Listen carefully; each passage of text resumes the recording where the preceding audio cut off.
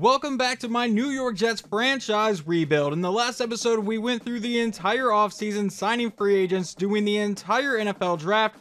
We obviously lost some key players, but we also added a few key players. And personally, I think the biggest addition is strong safety George McLeod. We had to trade up to the number 7 overall pick to get him, but he comes in as an 81 overall rookie with 93 speed, 75 zone coverage. I think this guy's going to end up being really good for us. But like I said at the end of that episode, I was going to go through and sign some undrafted free agents and some veterans that I think can help this team, so let's go ahead and jump into those.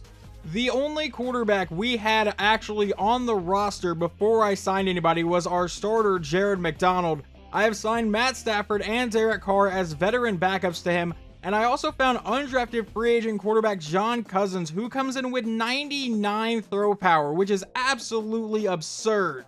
I did bring in a few running backs here. Obviously, our starter is Breece Hall, our backup is Blake Corum, but I did sign Alvin Kamara, who was available in free agency just as a solid backup running back, just in case we have some injuries. I also signed undrafted free agent Randy Webster, and I brought back a guy that was on our practice squad, or maybe our main roster last year, but Jason Mays has returned. I also decided to bring back Moses Herron. He was our fullback last season. He's going to be our fullback this season. Then over at wide receiver, I brought in one veteran and two undrafted guys. The first one is going to be wide receiver Brandon Cooks at a 77 overall. And then I also brought in Sean Truman and Spencer Colvin. The main reason I brought in Colvin, even though he's not near as fast as Truman here, is because Spencer Colvin actually has a star dev trait. The only tight end we had on the roster was Brock Bowers, so I brought in Josh Oliver to back him up, Donald Parham to be a third string, and then an undrafted rookie in Justin Stark. I ended up bringing in a couple offensive linemen, starting with undrafted rookie Colin Bordelon, and the main reason I brought him in is he was sitting as an undrafted free agent, but he has 99 impact block as an undrafted rookie. That is actually pretty crazy. And then at right guard, I brought in Luke Dell as a second-year player, just to back up Trey Smith. Now, defensive end is going to be a really interesting position for us this year. I did move one of our rookies over here, but he's obviously not that good. I believe Dimitri Taylor was drafted as an outside linebacker. I moved into defensive end.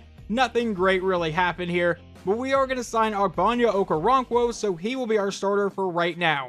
And then on top of that, I also signed undrafted free agent Harvey Jacobs. He's a 63 overall. I don't really expect him to see the field that much, or even probably make the 53-man roster.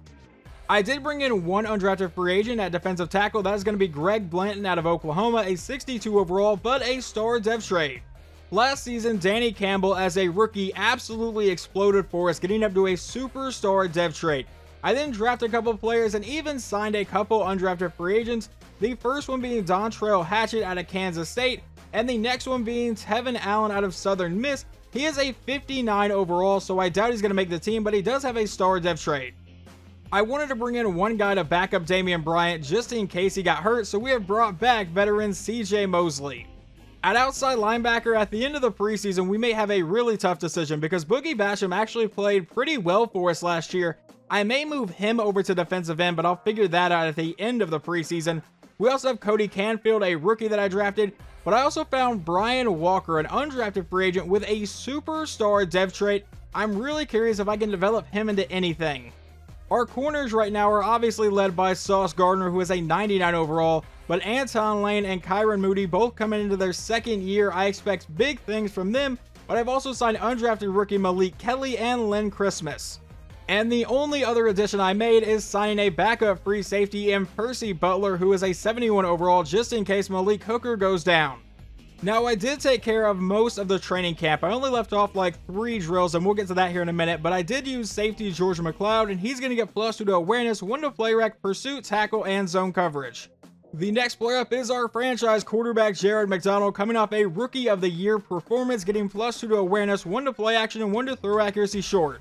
And then this is another player that I am really excited for, Dexter Atkins, a defensive tackle we took in the second round, already up to a 76 overall, +2 to block shed, and +1 to tackle. Now, to be completely honest about these preseason games, I don't know how much we're actually going to end up watching. I would like to see that new quarterback with a 99 throw power just a bit, but I'm really not going to focus too much on offense during this preseason because our offense really didn't change that much. We still have the same receivers, tight end, running back, quarterback. We changed a lot of the defense though, So if they start getting inside the 20 or 30 yard line, we may jump in to see exactly what's going on. But before we jump into that, I just remembered I said I would go over the training camp drills that I did not do, and the field goal accuracy and coffin corner, I just don't find those a ton of fun. And then the DB battle red zone defense, I do this occasionally, but I absolutely hate it. It's just one of the ones that I can never really do consistently well, so I'm just not going to do it this year.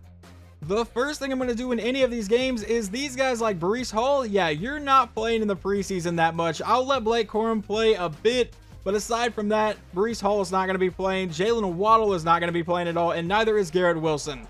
But I have kept in all of the defensive starters, so we will get to see them, and it looks like they have replaced Zach Wilson at quarterback, and they're going to start with a run play to the outside, and he'll get met and brought down by Sauce Gardner. I at least saw our rookie safety McLeod get involved on that play. Now on a 2nd and 8 from the 27-yard line. He lines up under center. He's going to drop back to pass. He's throwing this one downfield and finds a man open. That's caught for a gain of 16 and the first down.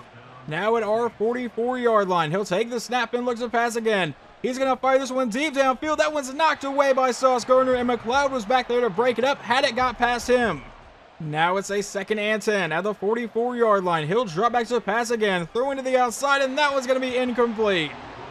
That sets up a 3rd and 10. Can the defense get off the field here from the 44? He'll drop back to pass. He's going to launch this one deep downfield. Do we have a man? And he does, into the end zone, and Sauce Gardner is the one that got torched by Chris Olave. Well, to be honest, that was enough of the very first preseason game for me. Our starting defense got completely torched by, I'm pretty sure, a rookie quarterback for the Saints. The final score today is 28-13. We obviously lost this game. I didn't watch any other plays besides that one. I simulated the entire rest of the game. Following that game and the weekly training, we have a new upgrade for defensive tackle Dexter Atkins, who's getting +1 to awareness, block shed, and 2 to tackle. And we also get another upgrade for quarterback Jared McDonald. He's getting +1 to awareness, play action, throw accuracy deep, throw accuracy mid, and throwing under pressure. Now we jump into the next preseason game, and the Bears will get the ball first. Justin Fields is back in shotgun. Let's see if our defense opens this game better, and that should have been an interception by Damian Bryant. Now in a 2nd and 10, back at the 24-yard line still. He'll take the snap. It's going to be a handoff up the middle, and he's going to get forward for about 5 yards instead of a 3rd and 5. Now Fields back in shotgun again, this time at his own 29-yard line. He will drop back to pass here. He's going to let this one go over the middle to a wide open man all the way to the 49-yard line. Oh, that man is apparently Marvin Harrison Jr., so now 1st and 10. He lines up under center. It's going to be a play fake to the running back. Now going downfield, he's got his man. That's going to be his tight end all the way to the 32. You know, I'm not a massive fan of how much our defense appears to be getting gashed so far here in the preseason. From the 32-yard line, he'll drop back to pass, and now Fields will take off up the middle for the first down, getting brought down by Bryant for a gain of 14. Now from the 18-yard line, Fields lines up under center. It's going to be a handoff up the middle, and he gets to the outside. He'll be brought down by McLeod, but gets a 9-yard carry. On the next play, they will get a quick run from their running back, setting up a 1st and goal at the 6-yard line. Now out of a 5-wide set, Fields rolling to the outside, and he's got time. He'll take off and walk into the end zone. Touchdown, Chicago. Our offense would respond in simulation, so we tie the game up at 7, but now Chicago already back inside our 20-yard line, handoff up the middle, and that's going to set up a 1st and goal at the 6-yard line. A 5-wide set. Fields is back in shotgun. He is the only one in the backfield. Nearing the end of the first quarter, he'll take the snap, roll to the outside, and he's going to get sacked on the play by Jermaine Johnson. That was really the first sign of life I have seen from this defense so far. 2nd and goal from the 13. He'll drop back to pass, a quick throw downfield, caught by his tight end, and he'll get down to the 1-yard line. Now Fields is going to line up in an I formation. From about the half-yard line this time, it's going to be a handoff right up the middle, and they get into the end zone. Touchdown, Chicago. Well, this one ended up being much more of a shootout, but we lose another one, this time 41-31. This defense has not looked good so far. The only upgrade we have going into the next game is safety George McLeod, who's getting +1 to play rec tackle and 3 to zone coverage. Now we get ready to go into our final preseason game against the New York Giants here, and I do want to watch a bit more of this game. I haven't watched any of the offense yet. I actually want to give the starters at least one drive here. But first, we get to see J.J. McCarthy and the Giants offense. They would start with an incomplete pass, so now it's a 2nd and 10 at their own 25. It'll be a fake to Saquon Barkley. McCarthy looking to go deep downfield, and he will. He finds his man all the way across the 50-yard line. A 29-yard play.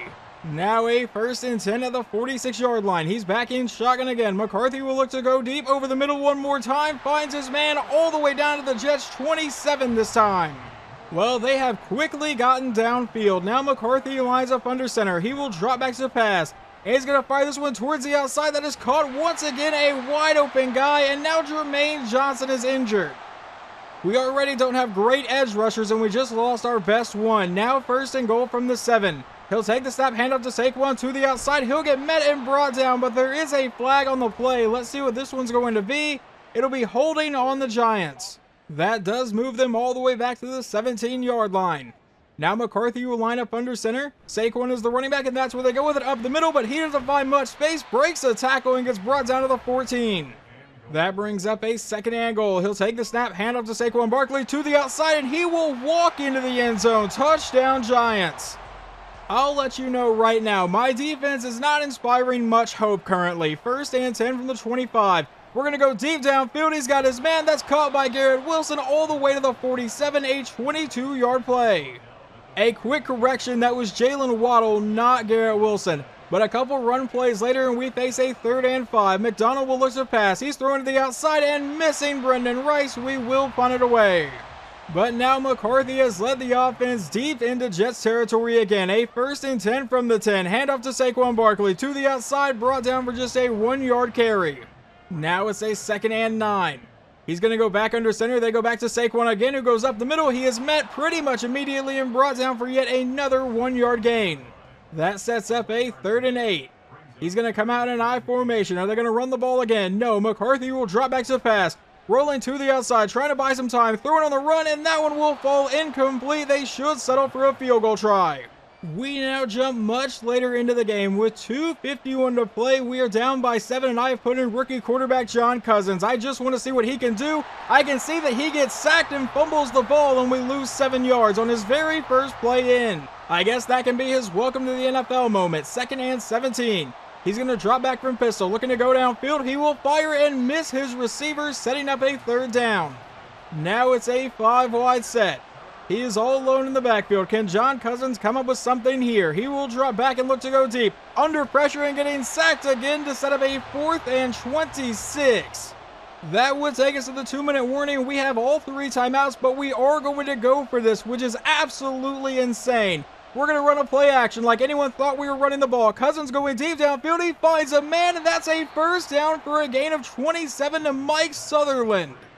All right, so our hopes to force an overtime are still alive, but that's going to be a false start. Cousins comes out with a 5-wide set on the 1st and 15, looking to go downfield again. He throws over the middle and throws behind his intended receiver. That brings up a 2nd and 15 from his own 31-yard line.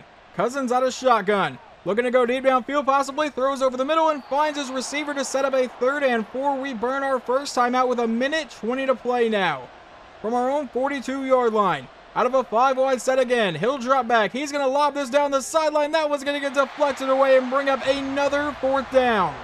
Now you converted a 4th and 26, so I'm going to put confidence in you to convert a 4th and 4.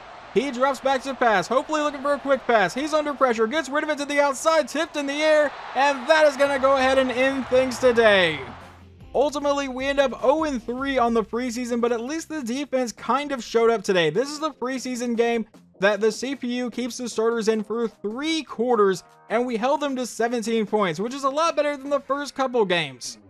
Well, obviously, I wish the preseason would have gone a little bit better. Maybe we'll find our rhythm more in the regular season, or at least that's what I'm really hoping.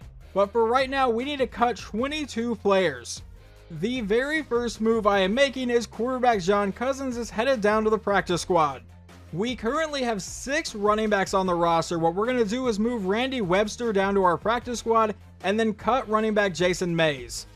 The next player going out of the practice squad is wide receiver Spencer Colvin, and we are going to end up cutting wide receiver Sean Truman. The next move I'm making is trading wide receiver Johnny Wilson to the Denver Broncos in exchange for a 3rd round pick. I know Wilson saw the field a little bit last season, but right now I kind of like our younger receivers. We are going to have one more guy go down to our practice squad, and that's going to be tight end Justin Stark. Left tackle Sterling Thompson, I cannot actually move down to my practice squad. He's a 62 overall, and since I can't put him there, I imagine that means he's already been there a couple of years, so he's really not going to develop. We're going to go ahead and cut him. I don't know why I thought with those power moves and finesse moves I could move Dimitri Taylor over to defensive end, but for right now, he's going to go down to our practice squad. And let's see, we're going to go ahead and keep these guys for now. The next player to get cut is going to be defensive tackle Carlos Blakely, and he's not actually getting cut. He's going to get moved down to the practice squad. Outside linebacker Tevin Allen, who is a star depth trait, but a 59 overall. There's really not any room on the roster for you, so we're going to go ahead and cut you as well. And then outside linebacker Matthew Belton is going to head down to the practice squad. Now at right outside linebacker, we have a really weird situation here. Boogie Basham is obviously our best one, but I probably wound up starting Cody Canfield, but I want to develop Brian Walker. Caleb Vance was the guy I just drafted, but he is going to get moved down to the practice squad.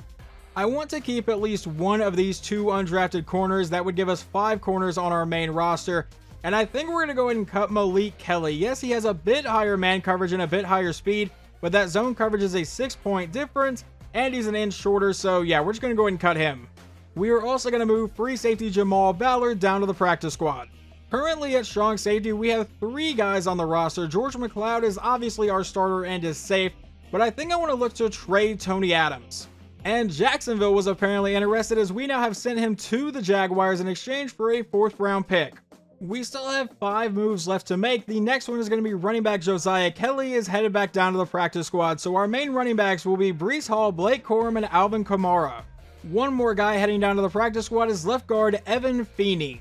The next player we're going to end up cutting is right tackle Carter Warren. Yes, his pass block is a lot higher than Matthew Benson's, but Benson has higher run block and strength, so we're going to go ahead and get rid of him.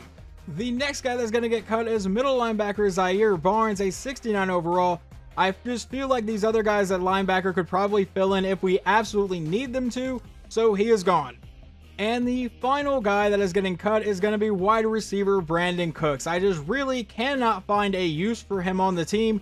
He would be behind both Boykin and Sutherland once I make the depth chart, so we're just going to go ahead and cut him. We may bring him back at some point this season, but as of right now, yeah, he's gone. That will officially end the preseason. In the next episode, we will get into week 1 against the Las Vegas Raiders as we kick off season 3 of this franchise.